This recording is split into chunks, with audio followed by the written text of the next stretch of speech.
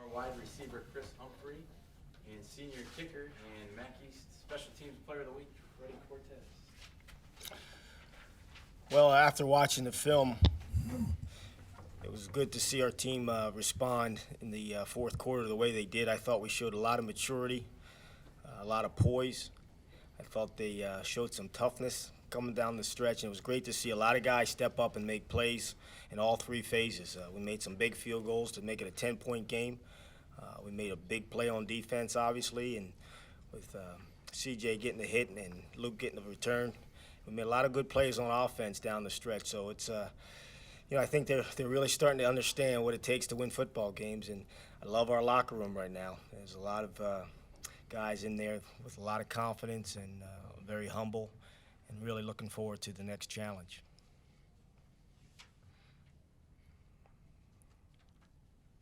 Freddie, can you just talk about what it means to tie Josh Cribbs for Kent State's all-time scoring leader? Means a lot. I mean, it's definitely an honor to be up there with his name, especially him being who he is, and just means a lot to myself as well.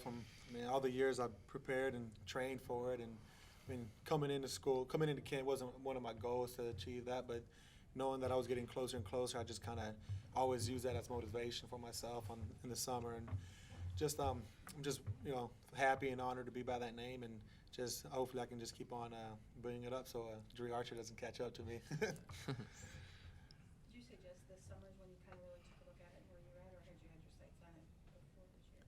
Just this summer, because I never knew I didn't know what the actual total points was, and I didn't know what my total points was, so I really never paid attention to it.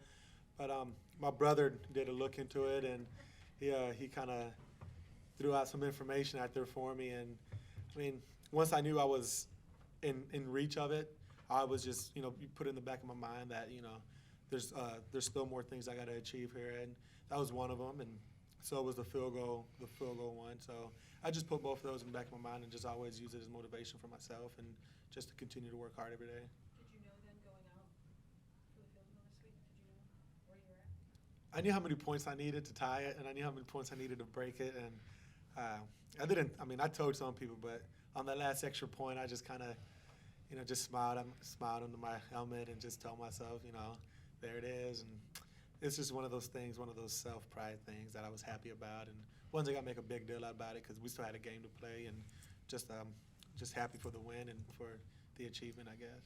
Your brother wants to be your agent? Ma'am? Your brother going to be your agent? Is that No, ma'am. He's just my motivation and my role model. That's it. older brother now? Yes, ma'am. Probably the bigger kick, though, was the field goal before that into the win. Talk about that. You can't be thinking about records at that point. That was a big kick all the way around. Yes, sir. I just went out there.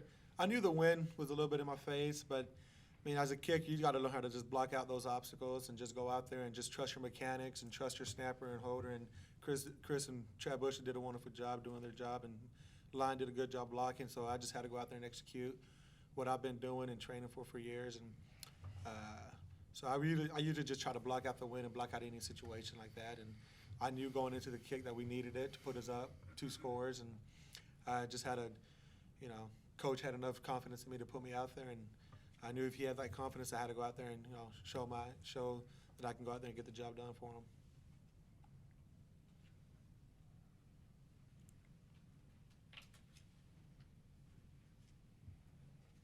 Did you get the ball?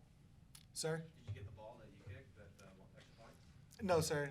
No, we got to win though, so that was the most important thing. Can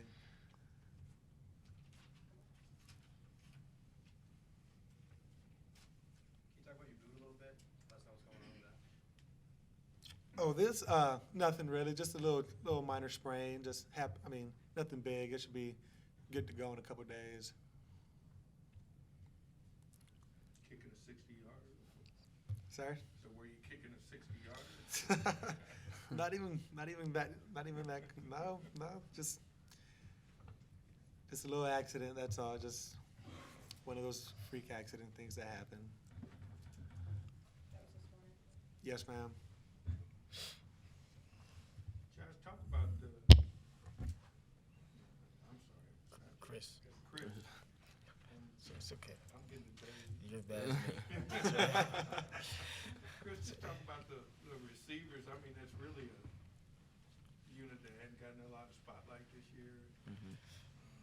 but it seems like you guys are starting to come along a little bit, even though there's still not a real focal point there, but maybe that's a good thing. Yes, the wide receivers as a whole, got a lot closer this year.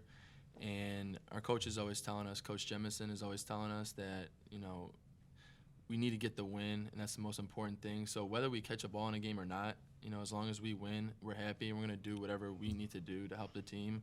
So as long as, one kid has 20 catches or, one kid has one catch, it doesn't matter who has the most catches as long as we get the job done. But you guys are coming up with quality catches. Yes, we have actually, we've worked a lot, during practice a lot more this year I've seen. We've worked a lot more on, like, harder catches. Also, all the players, get together, and before a game, we do a thing where, we'll put your hands in your face or bump you to try, to make those tough catches, because we know every game, the balls aren't going to be perfect, or our quarterback's not going to throw a perfect pass. So in big games, people have to come up big, and, we try to do that the best of our ability. Losing Tyshawn was a blow to the wide receiver core. Is there any wide receiver that stepped up as the leader of you guys, or are you guys just a lead amongst each other? To be honest, Tyshawn is still a big leader for the wide receiver group. Even though he's not playing, he's still trying to help the younger kids out, and he's still trying to help me out and also the senior wide receivers. But I'd say we all took that role, together. There's not one wide receiver that really stands out to be a leader, but we all, contribute equally to, like, a leadership position. You guys spend a lot of time with the backs you have blocking as wide receivers. Can you talk about, is that something you guys enjoy? I'd say, it's something we have to do. Definitely some enjoy it more than others, Being a wide receiver, you want to catch the ball always, but, that's not how it always works. So for me, I know, I wasn't the greatest blocking wide receiver. So anytime I get an opportunity to block, I love to try to knock out a safety or cut a cornerback. So for me, it's fun, and I know for some of them, it's not like their best intentions to, wanting to hit somebody, but we have some fun, actually. You'd be surprised that, some of them that aren't hitting, as the season progressed, started hitting. I know Matt Hurdle, number 8, the wide receiver, he just cracked his first linebacker. So, we gave him a round of applause while we were watching film. So that was, it was good to see. People are progressing. They're getting tougher. Do you remember what run you did that on? It was actually, I think, when Drees scored his first touchdown. Yeah. Coach, can you just talk about what's it like having two top 40 rushing leaders in NCAA? We saw that just working in the fourth quarter. Durham started to bull people over, and then Dree came out with quick bursts. I talked to Trayon this summer about being the closer, and for us having to win games in the fourth quarter, he's going to have to carry it 8 to 10 times, and he really took response to that. And I think he's done an unbelievable job in the fourth quarter. When guys are a little bit tired and they're, half man off now, he's running through arm tackles and breaking tackles, and I think that's where he's going to accumulate a lot of his yards. And obviously, Drees, that change of gear. And having the balance of those two guys makes us special. And I think if you have only one of them, I don't think we're as good as a football team. But being able to throw both of those guys at you at different times in the game really keeps teams off balance, as well as those guys are both good players. Talk a little bit about Freddie and what he's meant to the team and how you can put him out in a situation like you did. Well, it changes the whole game, having a kicker like Freddie. I mean, he's got tremendous range, and I have a lot of confidence to put him in for 45, 50-yard field goals if the circumstances are right. There was one opportunity on Saturday I had a chance to put him in, but I didn't. I don't know if you guys remember that. It was 4th and 1. And I knew he could have made that field goal, but I just felt at that point in time in my gut that we needed to go for it and really keep the momentum going at that point in time, and that's the one that Trey broke for a touchdown. But there was not a lack of confidence, or the weather did not play a factor. I just thought at that particular time we needed to go for a 4th and 1 and kind of send a message. But he's an amazing kicker, and I think it's an tribute to his work ethic. You go out on the practice field early, and you see him out there stretching and mentoring those young guys and the young lady. But just He's a coach. He's his own coach out there and does a great job at it.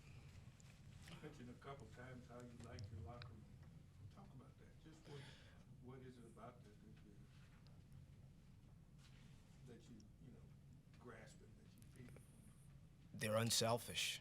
The locker room is very unselfish, and they're all team goal driven right now, and that's the biggest thing that you can feel from guy to guy, and they still have that sparkle in their eye about winning, and no one cares who gets the credit, and you see it in their work habits, you see it in their practice habits in the meeting rooms, all those things that makes it a championship football team, and you know, there aren't a lot of bad guys around, and it's an easier job when you don't have to deal with the issues. So, I mean, I love these guys. The seniors have been phenomenal, and then the younger guys are following suit.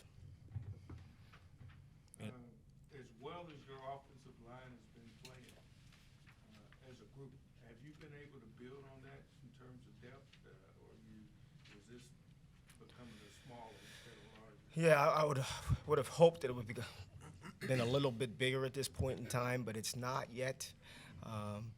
Those 5 guys are playing very well. I thought Winters and Klein on Saturday were at their best. I mean, watching the game, I think Winters graded out at 92, and Josh Klein graded out at like 87%. They were all over the place and throwing their bodies around and getting people blocked up with an 8-man front. Guys, an extra hat in the box, but those 2 guys are playing exceptional. And those other guys are doing a good job as well. But I would have liked to have had a little bit more depth at this time going into whatever week we're going into right now. You guys have played excellent on 4th down. You made your last 8 4th downs. Are you starting to think about you comfortably can go on 4th down anytime it's like 4th and 2 or like 4th and 1? Depending on where the ball is. If the ball's on the minus 35, absolutely not. But if it crosses the 50, there's a good chance that we're going to go for it, because you know, and teams understand what we do. We're running to the left behind those 2 big guys, and we're going to force them to stop us. And we got a big back that, you know, it was funny because on Saturday, Trayon had a 3rd and 1 late in the game, right before his big run. We had a 3rd and 1. We ran a zone. We put 2 tight ends in the game. We ran a zone to the left, and he came up short. And at the next down, but I was very upset that we came up short on it, because it was about not even a yard. He's got to go get that 1st down. The very next one, he ripped off about a 25, 30-yarder. It was a big-time run. What can you do to get that right side, or what can they do? I mean, to get that right side to the point where, hey, we got to come over here and get it because we just can't get it to the left. Yeah, it's probably more of the staff than those guys. It's not, you know, because it's not like I don't feel comfortable, but that side is significantly better to run behind in those critical situations. Now, can Cleveland and Pat do a good job? Absolutely. They've done a great job for us.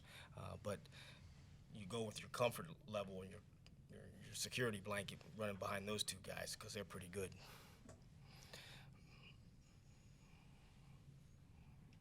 How much of what Rutgers is doing now is familiar at all with what they were before when you were there? I mean, are they any different?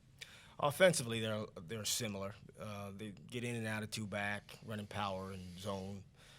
Same kind of things that we did when I was there, you know, however many 11 years ago, or it's been a while. But defensively, they're much more of a blitzing cover 1 team.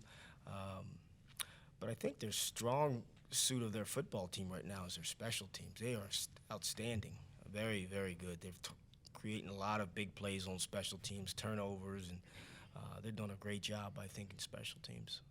Is this a team that'll test you on kick returns with the mindset of not only are we going to stop you, we're going to take it, Yeah. or get it, or whatever term you want to use? You know, I don't know. I'm not sure what their schemes, if they're going to kick the Dree or not. I think they're number 1 in the country. I think we're number 2 in the country in kickoff returns. So it'll be interesting. They've had less returns than we have, but they're pretty good at what they're doing. But we'll have to see if they're going to kick to us. Well, what about you guys? You going to kick to them? Yes. Freddie? Yes, sir. Supposedly a second string kicker for this week. Do you think that his distance is what their number one guy is? You know what? I was watching that yesterday. They kept switching the kickers, and I'm not sure why, but they had a left-footed guy and a right-footed guy yesterday. So I'm not sure who's going to show up on Saturday.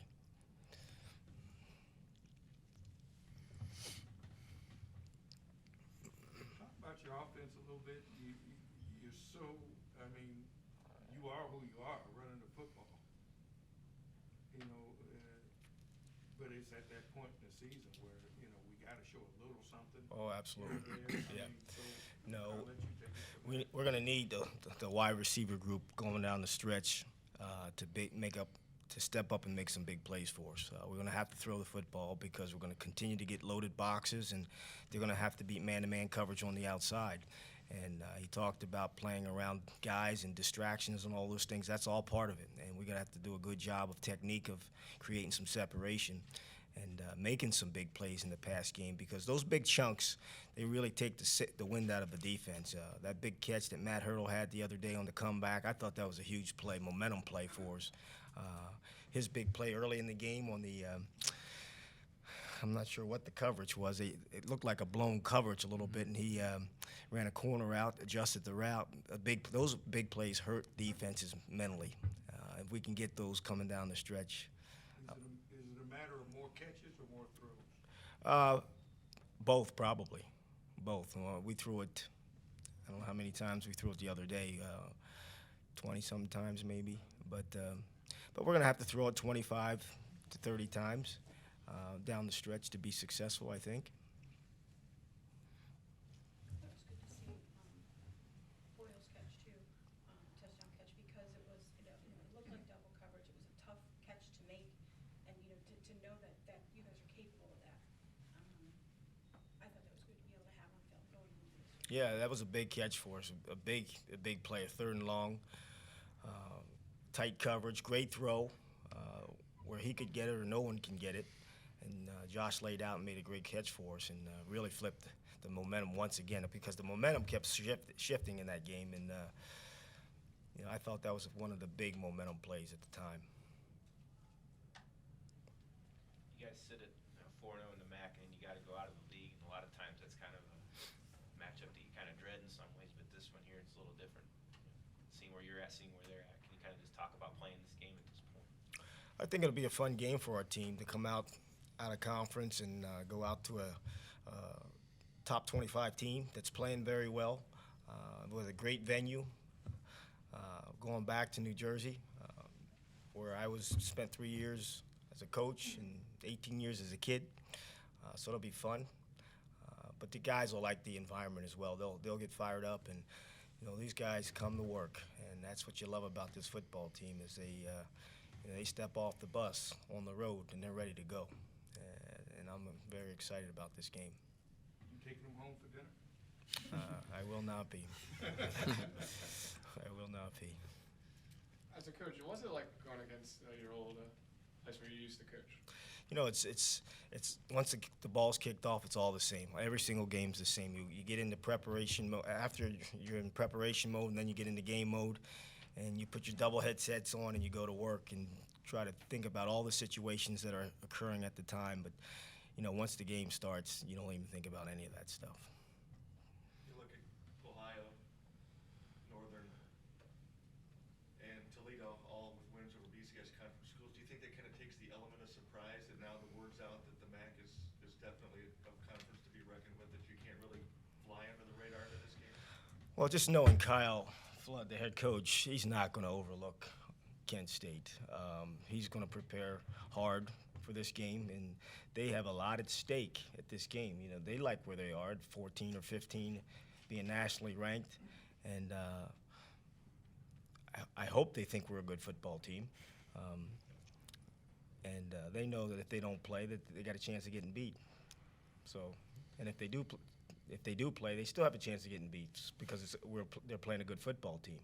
So he's smart enough to know that he'll have his guys prepared to play. Can the players talk a little bit about going to Rutgers and playing a team like this that does have the national concern right now, and what a win could mean for the program and where it's at now, but then also not trying to get too much into that? going down and playing at Rutgers and, playing a team that's nationally ranked is very exciting for us. And I feel we can only, it's going to be a positive experience. If we win, it's going to grow our program and show that, kids in high school watching us, seeing Kent State beat a nationally ranked team is going to help us out tremendously. And I'm really excited. I've been to Rutgers a few times, and I remember telling my dad that I really want to play there. If get a chance to play there, because I saw it's a really nice facility and area. But for me, when I go there, I only have one goal, and that's to come out victorious. Same thing. Just I'm excited to go out there and play and go out to the the stadium that I've watched plenty of times on TV, and just I don't know. I don't see us going down there to just to be just to enjoy our time there. We're going down there with the same mindset that we've had all year, and that's to pull a win. I mean, I wouldn't see it as an upset myself. I feel like we're a very great team right now, and if we're flying under the radar, then that's their problem. But I feel like we can play with anybody right now, and our confidence level is high, and like I said, we're excited to go out there and just show to the nation what we got and what Kent State football is about, and how we've changed from last year to this year. Have you had a chance to go over defense yet? Watching their offense, Defense. I've watched their defense. Yes. Yeah. Can you talk a little bit about that? Yeah, absolutely. They love to put the extra hat in the box again. They're moving the front constantly. They're running safeties down real late. They try to disguise their coverage and run the coverage real late. Play a lot of man and play a lot of Tampa 2 coverage in third down situations. But their defense is very good, and they pride themselves on stopping the run. So we're going to have to scheme some things up so we can get some early down runs so we can stay on schedule. Is that important, kind of show them that you can run?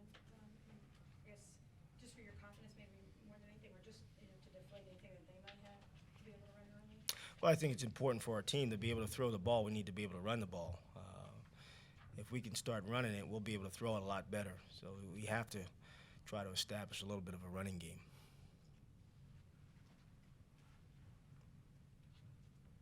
Chris, can you just talk about how excited you are that you probably will have to step up in the game since they're going to put an extra man in the box? So it's going to be tough for Kent to run the ball. Can you just talk about wide receivers going to have to stand up? Yeah, I mean, I'm really excited. Any game we go into, we're going to have to make big plays just like any other player on the field. But I know me and all my other players, the wide receiver core, that our coach tells us you need to make big plays. That's how you get seen. That's how you help your team out. So if they put an extra guy in the box, if we're not going to hurt them running, we'll definitely hurt them by throwing. Anything else? For Freddie and Chris, this is for both of you guys. Such a great start, 6-1. Guys became bowl eligible, but how do you stay focused and not worry about bowl game and just focus on the next game? We're really happy and excited about the success that we're having right now, and being 6-1 this early in the season, and I don't know how long it's been since we've been 6-1, but we have to realize that not including Rutgers, we have 4 games to win still to accomplish our goals and what we've been working for, and if we go out there and we don't stay as focused as we do, any one of those games could cost us what we want, and that's a MAC championship. So we always have the mentality of going out there and just getting the job done, no matter we don't worry about who we got next or what the situation is. All we worry about is where we're at, who we're playing, and just to get the W there and just move on to the next week after that. Freddie said it pretty much well, but we always tell each other that we have one team and we have one destiny, and that is for a MAC championship. And it's great to be bowl eligible, don't get me wrong, but every time we watch something in our room, like for the players, we see on the screen that it says MAC championship and it doesn't say bowl game. So our main goal is for a MAC championship. Bowl game is great, but we know how to stay focused and we know what to stay focused on. Daryl, the regular season's 12 games in college football. Over the last 12, you guys are A lot of work. I mean, it really is. It's a lot of work and a lot of guys that are committed to the calls, and a lot of good players. I mean, there's a lot of good players. When we stepped into the locker room a year and a half ago or 2 years ago as a coaching staff, there were a lot of good football players in that locker room. And we had to find a way to get the best out of those guys. And I think the staff, all the assistants have done that. And then now there's a confidence. And I said it the other night, there's a calmness as well. There's no panic. There's absolutely no panic in the locker room right now. And that surfaced on Saturday in the third quarter when we went down. There was a calmness on the sideline. There was no panic. And it wasn't guys complaining or anything, but there was a confidence with the offense when they stepped back out on the field. But to answer your question, it's been a lot of work, and it's been very rewarding thus far, but there's still a lot of work to be done. Freddie and Chris, just touching on what Coach Hazel just said, there's a lot of momentum swings in the games, like the Western Michigan game. Where does that come from to bring it out of inside of yourselves? Where does that come from? Like, what in the off season changed that for you guys? What makes you guys react so well to controversy? I think starting last year, we figured out how to finish, and that has really helped the younger kids, obtain that mentality of you have to finish. That's that's how you're going to win. And knowing what our goal is, and, in the off season and then during the season, we have, halfway through our goal, 6-1, and our goal is to win a MAC championship. So seeing that in the back of our minds, hearing about it and always thinking about it is helping us finish, a lot better than we did last year. As for the motivation thing, when we went down, I feel like, I don't know, I just feel like there was something just waiting to happen. I mean, we knew in the back of our minds as a team, something was about to happen. We didn't know when, at what part of the game, or what point of the game, and who was going to do it. But we just have that confidence in ourselves now that, we could put our offense out there or our defense, and some big play is going to be made, because that's just how we've been playing all year long.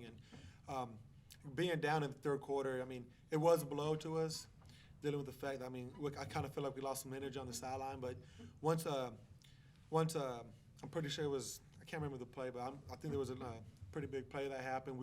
It just energized the sideline and put energy into our offense again. And once that happened, we kind of just knew as a team that we were going to go down there and score, and our defense was going to close out the game for us. So just the motivation that we get from off each other, and just all the summer workouts and all the times we had to run extra for people not finishing, or for, just to tell ourselves we're going to put in a situation where we're going to have to go, an extra quarter, like, in other words, overtime or something. Just putting that extra work is always going to give us that drive and that want to win, and to, no matter what the situation is, we're going to fight and keep on fighting until we're on top.